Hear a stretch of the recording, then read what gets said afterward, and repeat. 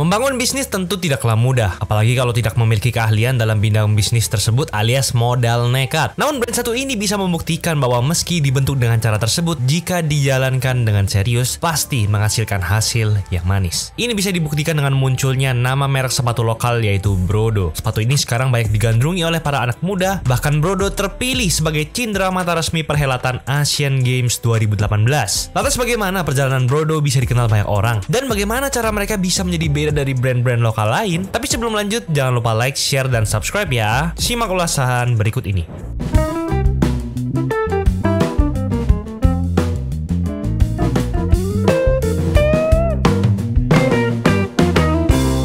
Cerita terbentuknya Brodo terjadi pada tahun 2010 ketika Yuka Harlanda yang saat itu sedang menempuh kuliah tahap akhir di jurusan Teknik Sipil Institut Teknologi Bandung atau ITB kebingungan ketika harus mempresentasikan tugas praktik untuk pengajuan skripsi. Pihak kampus mengharuskan dia berpakaian formal termasuk sepatu, sementara Yuka hanya memiliki sneakers dengan ukuran sekitar 45 atau 46. Kemudian ia mencari-cari sepatu di sekitaran Bandung, namun pencariannya menemui kendala. Pada saat itu, ukuran sepatu Yuka cenderung langka di pasaran lokal dan ditambah kalaupun ada ukuran yang sesuai, harganya cenderung mahal bagi kantong mahasiswa. Berangkat dari keresahannya itu, sahabat Yuka yaitu Putra Dwi Kurnia memberinya ide untuk memesan sepatu ke Cibaduyut, sebuah sentra sepatu kulit buatan tangan paling terkenal di Bandung. Bermodal modifikasi model sepatu dari internet, Yuka dan Putra memesan satu pasang sepatu kulit. Berawal dari hal ini, Yuka dan Putra tertarik untuk memulai usaha sepatu kulit yang dijual kepada teman-temannya. Ternyata banyak teman kuliahnya yang tertarik dengan sepatu hasil rancangan Yuka. Ia memanfaatkan peluang tersebut dan kemudian membuka sistem pre-order. Dengan mengeluarkan tabungannya sebesar 3,5 juta, ditambah dari uang Putra juga 3,5 juta yang adalah hasil pinjaman, Yuka dan sahabatnya berhasil memproduksi 40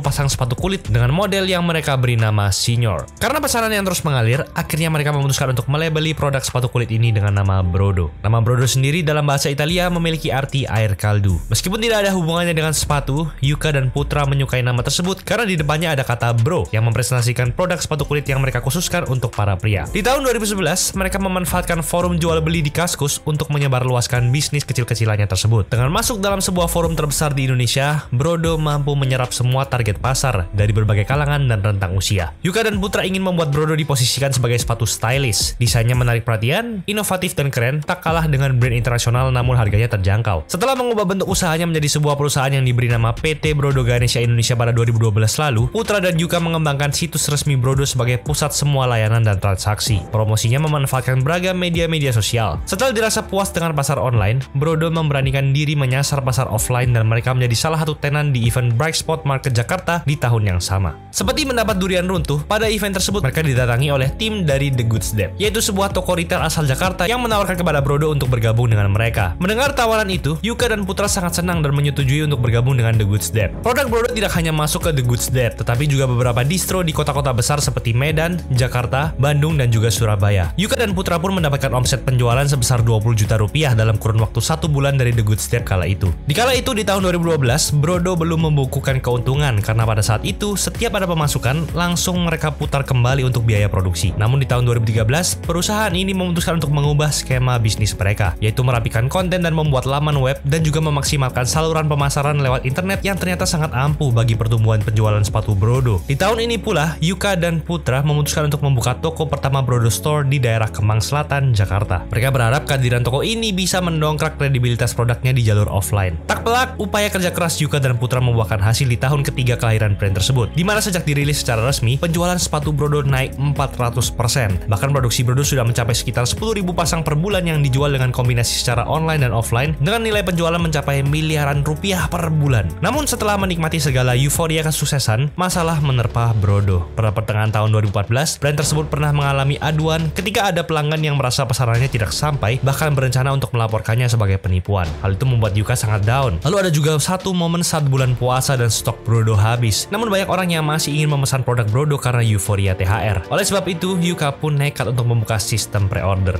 Namun 3 bulan kemudian, barangnya belum jadi dan setelah jadi pun ternyata masih reject karena kualitasnya yang jelek sehingga ribuan pasang sepatu harus diproduksi ulang. Brodo saat itu diprotes oleh banyak sekali orang. Namun karena support dari tim serta keluarga, Yuka dan Putra tidak patah semangat. Karena bisnis ini dibangun berdasarkan passionnya, ia tetap bangkit bangkit dan mereka menyelesaikan satu persatu permasalahan tersebut dengan baik. Titik balik Brodo kembali bangkit adalah pada tahun 2016, di mana merek tersebut menjadi mitra resmi klub basket profesional Garuda Bandung. Hal itu memperkokoh citra lokal sepatu yang dibuat perajin kota Bandung. Setahun berselang, tepatnya di tahun 2017, Brodo berhasil menggandeng PSSI dan menjadi official footwear bagi para atlet timnas Indonesia, sehingga nama mereka kian populer. Jejaring kemitraan Brodo pun terus berkembang. Salah satu puncaknya yaitu sepatu ini menjadi mitra resmi Asian Games 2018. Produknya dipajang di toko resmi Asian Games di Senayan, Jakarta. Menjadi mitra resmi Asian Games semakin mengokohkan posisi Brodo sebagai produk lokal yang berkualitas. Dalam gelaran tersebut, Brodo merilis 6 desain sneakers khusus edisi Asian Games. Karena model itu diberi nama Origin Aeteng,